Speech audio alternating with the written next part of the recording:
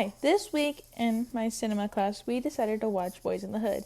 Now, I've seen bits and pieces of the film before, but I have never seen it all the way through. For watching it for the first time all the way through, it was something. All I gotta say, I really liked it, but other than that, let's get started. Michael Eric Dyson stated that brute survival is refracted through the lens of black manhood and large social forces such as gentrification and in the black man's role of the community. Dyson's claim can be represented in Boys in the Hood by a scene where Furious begins to lecture the two boys after seeing a billboard sign.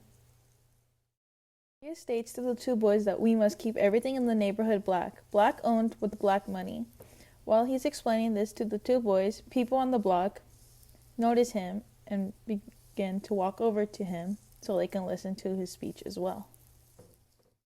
While everybody that is surrounding Furious begins to understand what he is saying, there's one person in particular that does not understand and wants to keep to his own way of mind. It is an old man that keeps saying that it's the people in the community's fault for making it as bad as it is with all the drug use and gun violence.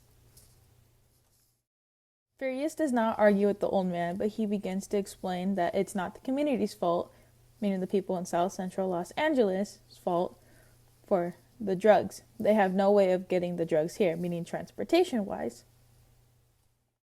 Furious also explains to the old man and to the crowd that there's a reason why there's a gun shop or liquor shop inside of the town, for the same reason that there's a gun shop, liquor shop in the black community.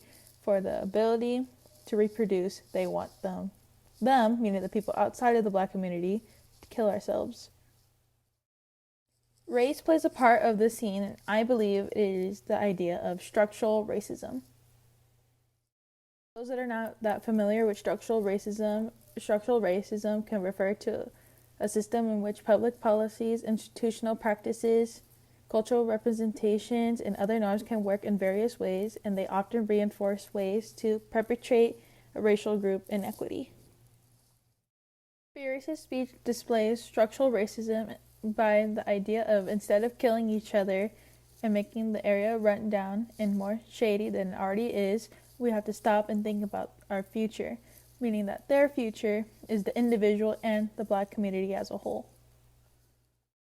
Community and Boys in the Hood must fight against inequality and try to resolve this issue together as a whole so that they, meaning the people outside of the black community and white people, do not get what they want, which is for the people in the town to kill themselves by all of the bad things that's making the town not so great. So that's the end of my Go React for this week's cinema film, Boys in the Hood. I really liked it. If you haven't watched it, please watch it. For anybody that sees this besides my professor, hopefully Lady Bird will be just as good. Peace.